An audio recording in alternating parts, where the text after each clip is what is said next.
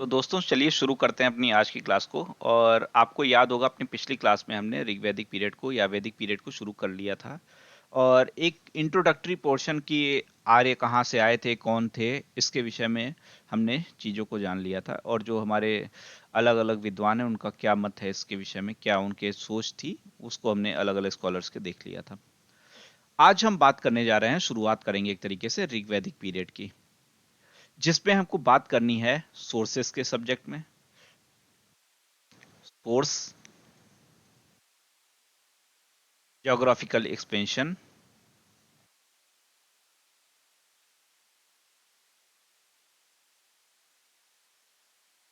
economic life, social life और religious life. ठीक है। जैसा कि आपको याद होगा, अगर आपने पिछला लेक्चर किया था तो नहीं भी किया तो एक बार देख लीजिएगा, फिर भी आपको थोड़ा सा बताते हैं हम। जो टोटल वैदिक पीरियड है, इसका टाइम ड्यूरेशन तो होता है 1500 से लेकर 600 बीसी तक का। ठीक है। लेकिन इसको हम दो पार्ट में डिवाइड करते हैं। कौन कौन से?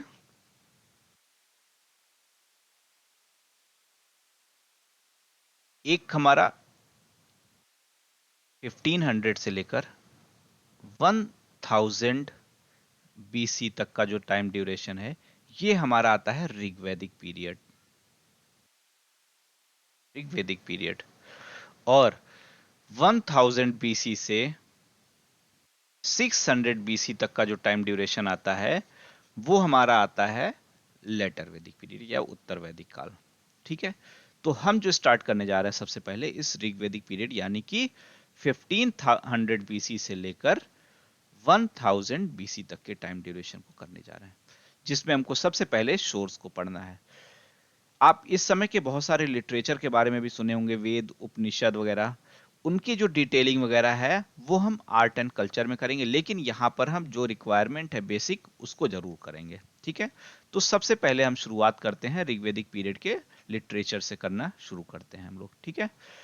देखिए, ऋग्वेद की अगर हम बात करते हैं या फिर ऋग्वैदिक पीरियड के सोर्स की बात करते हैं हम, तो एक चीज आपको याद होगा, हमने पहले ही कहा था कि वैदिक पीरियड और जो हमारा इंडस वैली सिविलाइजेशन, उसको हमने प्रोटो हिस्टोरिकल पीरियड में रखा था, हिस्टोरिकल पीरियड में नहीं रखा था। उसका रीजन ये था कि दो अवेलेबल तो दोनों हैं। कौन कौन से? आर्कियोलॉजिकल लिटरेचर, ये दोनों सोर्सेस हमारे पास अवेलेबल हैं। बट इन दोनों में कुछ ना कुछ इशू है। जैसे इंडस वैली सिविलाइजेशन में हमने आर्कियोलॉजिकल पर प्रेफरेंस दिया क्योंकि लिटरेचर वहां पर पढ़ नहीं सके थे। लेकिन यहां पर क्या है, आर्कियोलॉजिकल बहुत ज्यादा नहीं मिले हैं, या जो मिले हैं वो लिटरेचर की बात को पूरी तरीके से प्रमाणित नहीं कर रहे हैं। और तो इसी कारण से इसको हम पूरी तरीके से यहाँ पर कंसीडर नहीं कर पाते हैं। यहाँ पर जो हमारा मेन फोकस है सोर्सेस पर, वो लिटरेचर ही हमारे सोर्स हैं। तो ऋग्वेद के विषय में, ऋग्वैदिक पीरियड के विषय में या वैदिक पीरियड के विषय में जो मैक्सिमम हमको जानकारी प्राप्त होती है, जिसके बाद जो हमको जो जो चीजें पता चलती हैं, वो किससे पता चलती हैं? लिटरेचर से, या उस समय के जो साक्ष्य, साहित्यिक साक्ष्य हैं, जो लिटरेचर वाले प्रूफ हैं, उनसे ही हमको पता चलता है। चार वेद हैं जिनके बारे में आपने नाम तो एटलीस्ट सुना ही होगा। कौन कौन से? एक कौन सा है हमारा? ऋग्वेद। दूसरा हमारा सामवेद, यजुर्वेद, फोर्थ अथर्ववेद। ठीक है। ये चार हमारे वेद हैं, ऋग्वेद, सामवेद, यजुर्वेद और अथर्ववेद। ये जो तीन वेद हैं, सामवेद, यजुर्वेद और अथर्ववेद, इनको जो लिखा गया है, इनको लेटर वैदिक पीरियड में रचा गया है। कब लिखा गया है या रचा गया है? लेटर वैदिक पीरियड में। ऋग्वैदिक पीरियड में सिर्फ ऋग्वेद को रचा गया है। ठीक है। याद रखिएगा, इन चारों को लिखने की जो बात है, लिखना इन्होंने रिटन रूप में इस समय ये नहीं थे, इनको सिर्फ रचा गया था। ठीक है। रिटन ये नहीं थे। लिखना हमारे यहाँ लोगों ने 450 बीसी के अराउंड में सीखा। उसके बाद इनको लिखा गया, उनका संकलन किया गया इस तरीके से। तब तक ये होता क्या था, एक जनरेशन से दूसरी जनरेशन में इनको एक तरीके से कहानियों की तरह से सुनाकर बताया जाता था। एक तरीके से ये मेमोरी बेस्ड एक जनरेशन से दूसरी जनरेशन में ट्रांसफर होते थे, इसीलिए इनको श्रुतियां भी कहा जाता था। क्यों?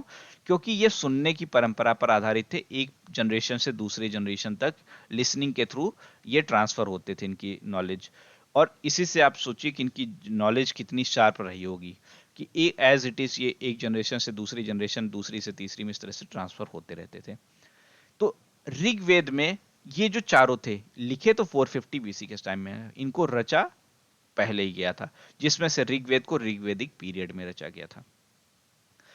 ऋग्वेदिक पीरियड ही मेन सोर्स है किसका? ऋग्वेदिक पीरियड के लोगों का। इसमें हालांकि जो ऋग्वेद है, इसका मेन मोटिव क्या था? गॉड को प्रसन्न करने के लिए किस तरीके से उस तक पहुंच सकते हैं, उसके लिए हाइम्स वगैरह जो मंत्र उच्चारण वगैरह होते हैं, उसको इसमें लिखा गया है, रचा गया है। ठीक है। लेकिन जब भी कोई आप बुक पढ़ते हैं उसकी जो, तो कोई भी जनरल सी बुक पढ़ते हैं तो उस समय के सोसाइटी के बारे में जो भी उसकी लिखावट होती, जो भी इसमें कहानियां वगैरह होंगी, अगर आप जैसे मुंशी प्रेमचंद की कहा कोई किताब पढ़ रहे हैं, जयशंकर प्रसाद की कोई पढ़ रहे हैं, तो उस समय की जो समाज होगा, जो सोसाइटी होगी, उसकी छाप कहीं ना कहीं उस पर आई जाती है। तो ऐसा ही इन चारों वेदों के साथ भी है। भले ही इनका मेन पर्पस क्या था, गॉड के पास जाना, उनको प्रसन्न करने के लिए मंत्र वगैरह लिखना, लेकिन इनसे हमको उस समय की सोसाइटी कैसी थी, उस समय की पॉलिटिकल स्ट्रक्चर कैसा था, इन सब चीजों के बारे में भी जानकारी पता चलती ही चलती है। ठीक है। तो ऋग्वेद के टाइम, ऋग्वेद के सब्जेक्ट में हमको जो सबसे ज्यादा ऋग्वेदिक पीरियड के बारे में जो हमको जानकारी मिलती है, किससे मिलती है? ऋग्वेद से मिलती है। ऋग्वेद टोटल 1028 1028 टाइम्स यानी मंत्र हैं इसमें। और इसको टोटल, जैसे पूरी इस बुक को अलग अलग चैप्टर्स या फिर कहें जिसको मंडल नाम से जानते हैं, टोटल 10 मंडल्स में डिवाइड किया गया है। 10 मंडल्स में डिवाइड किया गया है। इस तरीके से समझिए आप, ये अलग अलग चैप्टर हैं, उन चैप्टरों को नाम दिया गया है मंडल। ठीक है। जिसमें से हर एक मंडल को एक अलग ऋषि ने लिखा है, अलग अलग पर्सन है, किसी एक ने ही सारे के सारे नहीं, ये लंबे टाइम पे रचे गए हैं। तो इनकी जो रचना की गई है, ये अलग अलग ऋषियों ने की है। हर एक मंडल की रचना करने वाले अलग थे। ठीक है। हर एक मंडल के रचना करने वाले अलग थे, जिसमें से 1 और 10 इनको माना जाता है कि ये सबसे लास्ट में रचे गए, यानी कि सबसे लास्ट में रचे गए, यानी कि सबसे नए हैं। क्यों? क्योंकि इनकी जो लैंग्वेज है, ये इनकी लैंग्वेज जो संस्कृत की है, ये बहुत ही डेवलप्ड है, बहुत ही डेवलप्ड है, जिस कारण ये माना जाता है कि ये जो है, ये सबसे बाद में रचे गए हैं, ये सबसे डेवलप्ड कंडीशन में, क्योंकि इस समय लोगों ने और अच्छी संस्कृत बोलना सीख लिया था। इसी तरीके से सेकंड से लेकर 8वें तक के जो मंडल हैं, वो सेकंड से लेकर 8वें तक के जो मंडल हैं, वो पुराने कहे जाते हैं, क्योंकि इसमें जो लैंग्वेज है रचने की, वो उतनी अच्छी नहीं है। अलग अलग, जैसे भरद्वाज ऋषि हो गए, विश्वामित्र ऋषि हो गए, वशिष्ठ ऋषि हो गए, इनके जैसे जो महान महान ऋषि हुए हैं, ऋषि मुनि हुए, इन्होंने इसको कंपाइल किया है, इसकी रचना की है। ठीक है। कुछ खास बातें, जैसे कि अगर हम कहें तो ऋग्वेद में कुछ नदियों की भी बात मिलती है, जैसे सिंधु नदी, जिसको आज हम इंडस वैली के, इंडस रिवर के नाम से जानते हैं, वितास्ता जिसको आज हम झेलम के नाम से जानते हैं, आस्किनी जिसको आज हम चेनाब के नाम से जानते हैं, परुष्णी जिसको हम रावी के नाम से जानते हैं, विपासा जिसको हम ब्यास के नाम से जानते हैं, शतुद्री जिसको हम सतलुज के नाम से जानते हैं, गोमल जिसको हम गोमती के नाम से जानते हैं। तो बहुत सारी नदियों की यहाँ पर बात की गई है। सरस्वती इनकी सबसे पवित्र नदी थी, जिसको नदी तरना के नाम से या नदी तुमा के नाम से भी जाना जाता था। तो इन सभी रिवर्स की बात की गई है नदी सूक्त में, जो नदी ऋग्वेद का जो नदी सूक्त है, जिसमें कुछ नदियों का वर्णन किया गया, उनमें इन कुछ नदियों के बारे में बताया गया है। ठीक है। तो ऋग्वेद के जो 10 मंडल हैं, उसमें से जो थर्ड मंडल है, जिसको किसने रचा है, कंपाइल किया है? विश्वामित्र जी ने। जिसको विश्वामित्र जी ने कंपाइल किया है। आप गायत्री मंत्र का उच्चारण करते हैं, गायत्री मंत्र पढ़ते हैं, तो ये जो गायत्री मंत्र है ना, वो इसी में लिखा है। कभी आपसे क्वेश्चन पूछा जा सकता है कि गायत्री मंत्र ऋग्वेद के किस मंडल में है, तो गायत्री मंत्र गायत्री मंत्र आप में से कभी काफी लोग जानते होंगे, याद भी करते होंगे, डेली पाठ भी करते होंगे। तो गायत्री मंत्र ऋग्वेद के थर्ड मंडल में है। और ऋग्वेद के इस थर्ड मंडल को किसने कंपाइल किया है? तो इसको कंपाइल करने वाले विश्वामित्र हैं। तो ऋग्वेद को किसने लिखा है या रचा है? तो ऋग्वेद को, गायत्री मंत्र को विश्वामित्र जी ने रचा है। ठीक है। और ये गायत्री मंत्र किसके लिए है? जो सूर्य देवता हैं, उनके जो चमकते हुए रूप हैं, जिसको हम सवित्री देवी कहते हैं, उनको ये प्रसन्न करने के लिए रचा गया है। ठीक है। तो इस तरीके से, इसी तरीके से जो ऋग्वेद का एट्थ मंडल है, वो इनके एक गॉड हुआ करते थे, वरुण। इनके बारे में हम गॉड्स वगैरह के बारे में डिटेल में थोड़ा बाद में पढ़ेंगे, अभी धीरे धीरे इनको बताया गया है। इसी तरीके से नाइन्थ मंडल जो है वो सोम देवता के विषय में बताता है। Ninth mandal devoted to Vedic god Soma, and tenth mandal is for परुष्कुटाहाइम। ठीक है। और परुष्कुटाहाइम मतलब जैसे पर्सन है, तो इसमें कुछ कहानी बताई गई कि सर से ब्राह्मणों का जन्म हुआ है, और आर्म से क्षत्रियों का जन्म हुआ है, फीट से हुआ है शूद्रों का जन्म हुआ है। इस तरीके से कहानी इसमें बताई गई। तो कई बार ये भी पूछा जाता है कि ये किस में बताया गया? तो ऋग्वेद के 10th मंडल में बताया गया है। ठीक है। और गायत्री मंत्र किस में है? थर्ड मंडल में है, जिसको कंपाइल करने वाले कौन है? कंपोज्ड और कंपाइल करने वाले विश्वामित्र जी हैं। ठीक है। इस चीज को भी आप याद रखिएगा।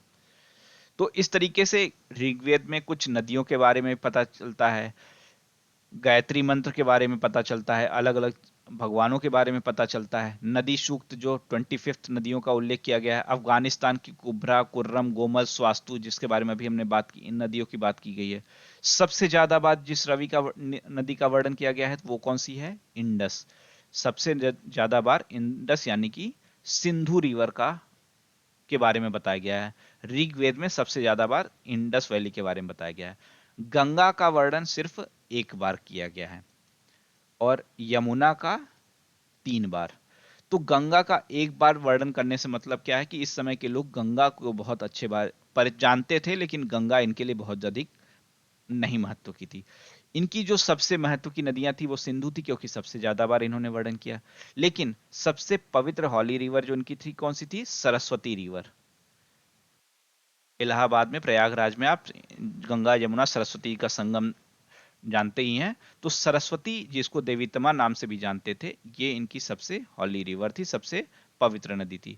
इसी तरीके से हिमालय की चोटियों के बारे में भी वर्णन किया गया। हिमालय की मूजवंत चोटी के बारे में बताया गया है, जिसमें सोम गॉड इनके जो थे उनका निवास स्थान बताया गया है। तो आर्य, सेंट्रल एशिया, अफगानिस्तान, तिब्बत और अरावली के बीच में इनके क्षेत्र फैले हुए थे। और जो 7 मेन नदियां थी, इसलिए कारण से इनके क्षेत्र को सप्त सैंधव प्रदेश भी कहा जाता था। ठीक है। तो ये बेसिक हमारा इंट्रोडक्शन हो जाता है सोर्सेस के विषय में। और ऋग्वेद के जो लिटरेचर वगैरह है उसके बारे में बहुत डिटेलिंग हम आर्ट एंड कल्चर में बहुत अच्छे से करेंगे। यहाँ पर जितना हमारा बेसिक रिक्वायरमेंट था सोर्स को रिलेटेड में, उसको हमने देखा। ठीक है। अब हमको बात करनी है इस समय की इकोनॉमिकल लाइफ की। जब हम इंडस वैली पीरियड को कर रहे थे, तब भी हमने कहा था कि जब भी किसी समय की बात करते हैं कि किस समय का इकोनॉमिकल लाइफ क्या है, तो उस समय हम 3 सेक्टर्स को देखते हैं: प्राइमरी सेक्टर, सेकेंडरी सेक्टर और टर्शरी सेक्टर। प्राइमरी में हमारा एग्रीकल्चर, माइनिंग, एनिमल हस्बेंड्री, पशुपालन वगैरह सब वाली चीजें आती हैं। सेकेंडरी में हम कंस्ट्रक्शन वगैरह जो कुछ करते हैं वो सारी चीजें आती हैं। इसमें हमारा सर्विस, ट्रेड, ये सारी चीजें थर्ड टर्शरी में आ जाती हैं। तो इन्हीं चीजों पे हम देखते हैं। तो सबसे पहले अगर हम प्राइमरी की बात करते हैं, तो इंडस वैली सिविलाइजेशन में तो लोगों का प्राइमरी ऑक्यूपेशन क्या था? एग्रीकल्चर था। इंडस वैली सिविलाइजेशन में लोगों का प्राइमरी ऑक्यूपेशन था क्या? एग्रीकल्चर। लेकिन जब हम यहां पर पहुंचे तो थोड़ा सा चीजें परिवर्तित हुई। कैसे हुई? इस समय अब लोगों का जो प्राइमरी ऑक्यूपेशन था, ये आर्यों के बारे में हम पढ़ रहे थे, तुमने क्या कहा? ये पशुपालन का प्रमुख व्यवसाय था, एक रीजन से दूसरे रीजन तक घूमते रहते थे। मुल्लर ने भी यही बताया था कि सेंट्रल एशिया से होते हुए ये लोग यहाँ तक पहुंचे थे।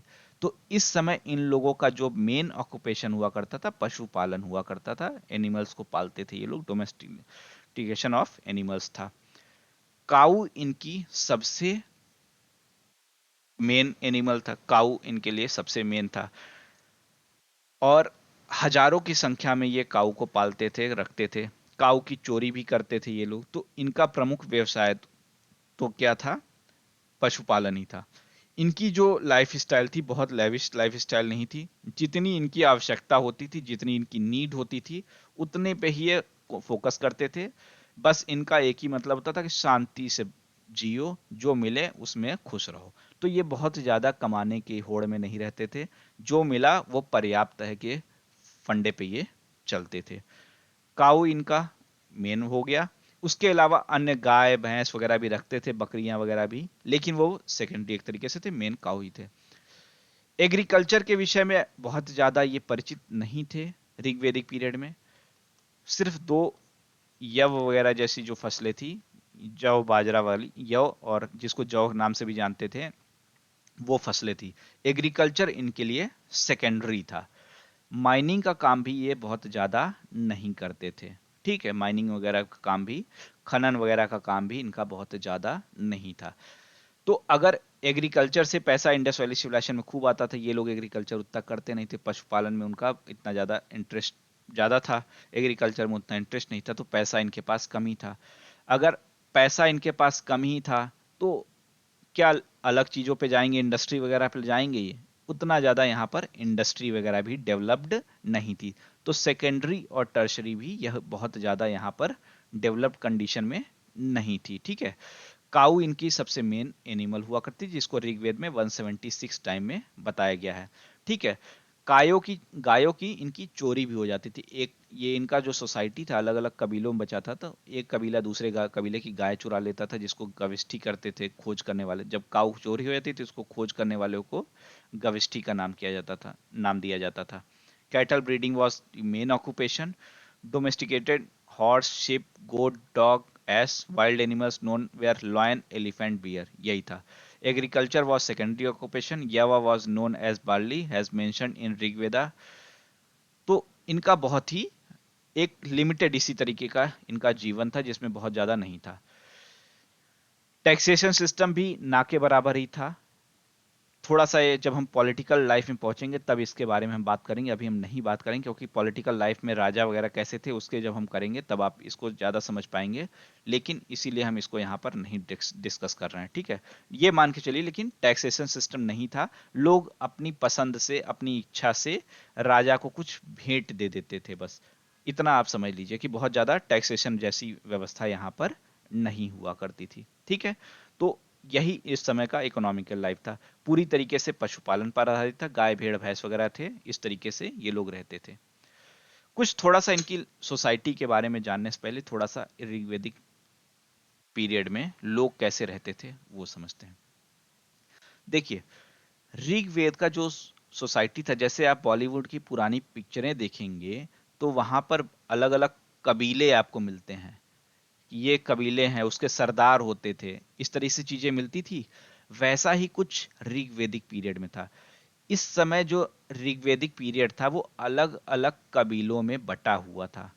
और ये जो कबीले थे ना कहीं एक ही परिवार के पूरा एक्सटेंशन था, बड़े बड़े परिवार। जैसे आप भी आज भी जब किसी भी क्षेत्र के गांवों में जाते हैं तो वो गांव कहीं ना एक ही जड़ से निकला हुआ उसके अलग अलग हिस्से बन जाते हैं, मतलब अलग अलग परिवार बन जाते हैं। और जब बहुत बड़ा परिवार बन जाता है तो वो उनके उसी को हम गांव बोलने लगते हैं। तो ऐसा ही कुछ एक गांव के अगर आप देखेंगे बेस में जाएंगे तो उन सभी परिवारों का बेस किसी एक परिवार में ही होता है, उनकी जड़ें किसी एक परिवार में ही छुपी रहती हैं।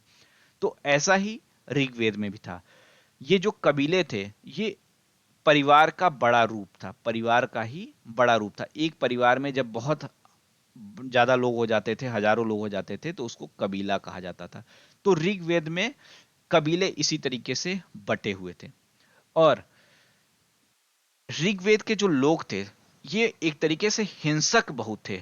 ठीक है, ये बहुत ही हिंसक थे, वायलेंस इनको बहुत पसंद था।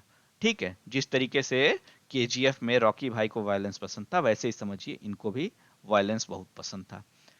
वायलेंस से इनका पीछा छूटता ही नहीं था। तो जब भी एक कबीले के लोग होते थे दूसरे कबीले की गायों को चुरा लेते थे, तो उस कारण से इनके बीच में वॉर वगैरह अक्सर हुआ करता था। इस कारण से इनके बीच में वार होता था, युद्ध इनके बीच में होते रहते थे। तो एक ये बेसिक एक अंडरस्टैंडिंग आप रखिएगा कि इस समय का जो समाज था कबीलों में बटा होता था, कबीलों के बीच में हमेशा कुछ न कुछ लगा ही रहता था, उनके बीच में युद्ध वगैरह जैसी परिस्थितियां होती ही रहती थी। ठीक है। तो और इकोनॉमिकल लाइफ अगर इनकी बात करें तो इकोनॉमिकल लाइफ इनकी बहुत डेवलप्ड नहीं थी। सेकेंडरी इनका जो था एग्रीकल्चर था, पशुपालन उनका प्राइमरी था। आर्य लोग भारत में चारागाह के लिए आए थे, सामान्यतः खानाबदोश जीवन व्यतीत करते थे, कबीलों की तरह से रहते थे।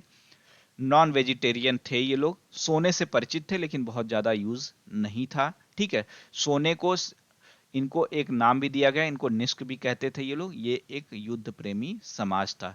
इनको सिर्फ जितना कमाया उतने में जीवन गुजारा कर लेना है, उसी में ये खुश रहते थे। ठीक है। सिर्फ आवश्यकताओं की चीजों पर भी जो इनका ट्रेड वगैरह भी हुआ करता था वो बहुत ही लिमिटेड था, आपस में ही था, बहुत एक्सटर्नल ट्रेड नहीं होता था। जैसे इंडस वैली सिविलाइजेशन में अलग अलग इंडस मेसोपोटामिया को जा रहा है, मिस्र को जा रहा है, वैसा कुछ इनके साथ में नहीं था। जो इनकी पॉटरी वगैरह होती थी सेल्फ यूज के लिए बनती थी, काले और लाल और ग्रे कलर की इनकी, ब्लैक रेड और ग्रे कलर की इनके जो पॉटरी वगैरह थे वो डेवलप्ड हुए हैं। सोने के जो आभूषण होते थे इनको ये निष्क नाम देते थे, इनको ये निष्क नाम देते थे। युद्ध बहुत करते थे, तो युद्ध में जैसे महाभारत वगैरह में दिखाया जाता था को बकायदा रथ पे चलते थे, तलवार लेके चलते थे, कवच पहनते थे, वैसा ही ये लोग भी बनाते थे। तो इन्हीं सब चीजों का ये लोग डेवलपमेंट करते थे, इन्हीं का प्रोडक्शन ये लोग करते थे। ठीक है। तो ऐसी ही इनकी लाइफ स्टाइल थी। टर्शरी में हमने बात ही कर लिया कि इन लोग की बहुत अधिक बाहर इनका व्यापार नहीं होता था। ठीक है। पड़ी नाम के लोग ऋग्वेद में मिलते हैं जिनसे ये लोग व्यापार करते थे। पड़ी नाम के लोग कौन होते थे? जिनके साथ व्यापार किया जाता था। तो कुल मिलाकर इस समय के लोग निर्वाह मूलक थे, जितनी आवश्यकता थी उतनी ही। प्रॉपर्टी जो होती थी वो पूरे कबीले की होती थी, किसी इंडिविजुअल की प्रॉपर्टी नहीं होती थी। ठीक है। प्रॉपर्टी पूरे कबीले की है, इंडिविजुअल का कुछ नहीं है। तो बहुत ज्यादा प्रॉपर्टी कलेक्ट करने पर भी फोकस नहीं होता था, और बहुत ज्यादा पैसा नहीं है तो इंफ्रास्ट्रक्चर बहुत ज्यादा डेवलप्ड नहीं था। और इसीलिए ये एक तरीके से विलेज वाली लाइफ जीते थे, इनकी कोई अर्बन सिविलाइजेशन नहीं हुआ करती थी। ठीक है। इनकी कोई अर्बन सिविलाइजेशन लाइफ स्टाइल नहीं थी। ये तो हो गई बात इकोनॉमिक लाइफ, सोर्सेस और इनिशियल जो ऋग्वेद वगैरह के बारे में। खास बात हमको पॉलिटिकल लाइफ पढ़नी है इसमें। ठीक है। पॉलिटिकल और रिलीजियस लाइफ, जिसके बारे में हम कल पढ़ेंगे। ठीक है। आज चीजों को रिवाइज करिएगा और समझिएगा। ठीक है। जो भी आपके क्वेश्चन है उसको आप पूछ सकते हैं, बाद में मैसेज वगैरह भी कर सकते हैं। ठीक। तो इसको आप एक बार रिवाइज करिए।